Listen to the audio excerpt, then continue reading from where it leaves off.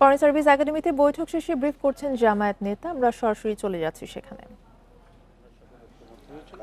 Bundle থাকলে প্রতি সেনমানিতে টাকা বাঁচবে। বিকাশ সেনমানি বান্ডেল কিনে জিতুন প্রতি লেনদেনে।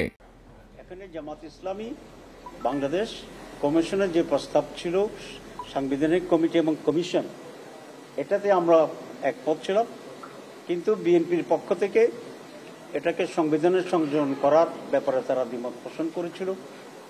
তারা একটা আইনের মাধ্যমে এটা করার জন্য বলেছিলেন আন্ডার দ্য ইলেকশন কমিশন। পরে দীর্ঘ আলোচনার পরে বিএনপি তার স্ট্যান্ড কিছুটা পরিবর্তন করেছে ঐক্যের জন্য এবং রাজি হয়েছে যে সংবিধানে এটা সংযোজিত হবে ইন্ডিপেন্ডেন্ট কমিশন, ইন্ডিপেন্ডেন্ট হিসাবে, কিন্তু কমিটি থাকবে, কমিশন হবে না। আমরা এখানে একটু কম্প্রোমাইজ করেছি যে এটা আমরা যে কমিশন বলেছিলাম, আমরা বলেছি তবু এটা সংবিধানে থাকুক এবং একটু ঐকমত্য হোক। এই জন্য আমরা কমিশনের জায়গায় আমরা কমিটিকে অ্যাকসেপ্ট করেছি। তো দুইটা প্রধান দলেই কিছুটা ছাড় দিয়ে আমরা একটা ঐকমত্য আসার পরে সকলেই হাউসেই এটাতে একমত হয়েছে। তো এটা আজকে আমি মনে করি ইটস এ গ্রেট থিং। দুটো বিষয়, যে একটা বিষয় আমরা একমত হয়েছে, গুরুত্বপূর্ণ বিষয়।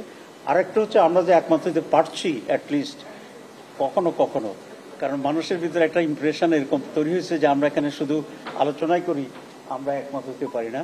তা আজকে যে একমত হইতেছি, এটা আমি মনে করি ইটস এ গ্রেট, এবং এটা আমাদের জন্য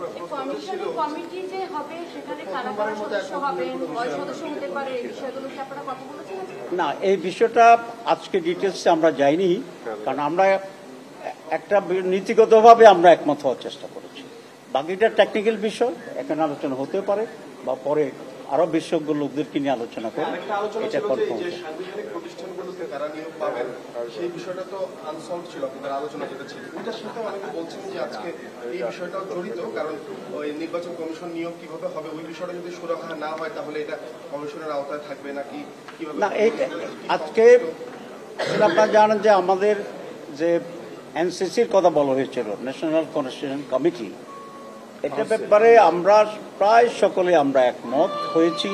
আরো আগে আজকে আলোচনা হয়, সেখানে সকলে একটা বিষয়ে একমত হয়েছি যে নামটা একটু পরিবর্তন করে